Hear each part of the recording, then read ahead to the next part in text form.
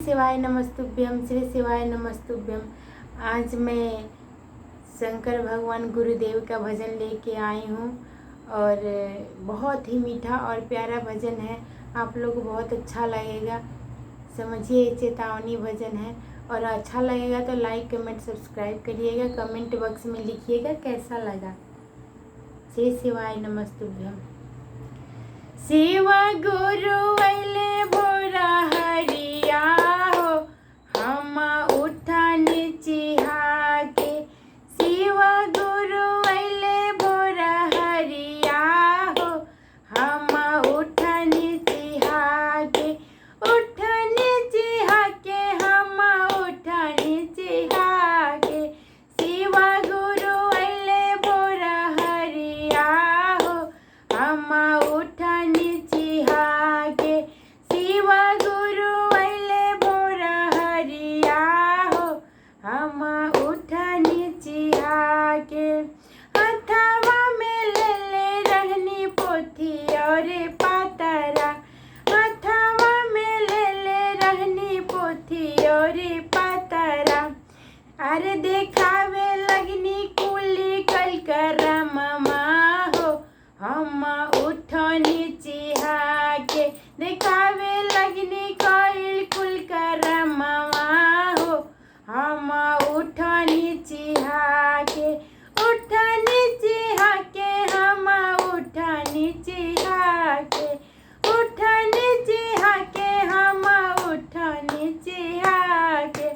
शिव गुरु वैले भोरा हरिया हो, हम उठनी चिहा के। शिव गुरु वैले भोरा हरिया हो, हम उठनी चिहा के। भरला बा कसवा कपड़ा जतन से रखलू, भरला कपड़वा, भरला बा कसवा कपड़ा जतन से रखलू। कइलू ना दाना एक रुमलिया हो, हम उठनी चिहा के। कइलू ना दाना एक रुमलिया हो, हम उठनी चिहा के। उठनी चिहा के, हम उठनी चिहा के। उठनी चिहा के, हम उठनी चिहा के। शिव गुरु वैले भोरा हरिया हो, हम उठनी चिहा के। शिव गुरु वैले भोरा हरिया हो, हम उठनी चिहा के। भरल कोठिलवा चौरा जतन से रखलू, भरल कोठिलवा चौरा जतन से रखलू। कइलू ना दाना एक चौरा हो, अरे कइलू ना दाना एक दानवा हो, हम उठनी चिहा के। कइलू ना दाना एक दानवा हो, हम उठनी चिहा के। उठनी चिहा के, हम उठनी चिहा के। उठनी चिहा के, हम उठनी चिहा के। शिव गुरु वैले भोरा हरिया हो, हम उठनी चिहा के। शिव गुरु वैले भोरा हरिया हो, हम उठनी चिहा के। शिव गुरु वैले भोरा हरिया हो, हम उठनी चिहा के।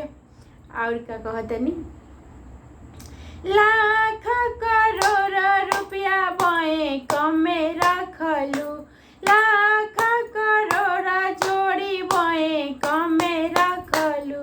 कइलू ना दाना एक रुपया हो, अरे कइलू ना दाना एक रुपया हो, हम उठनी चिहा के। कइलू ना दाना एक रुपया हो, हम उठनी चिहा के। उठनी चिहा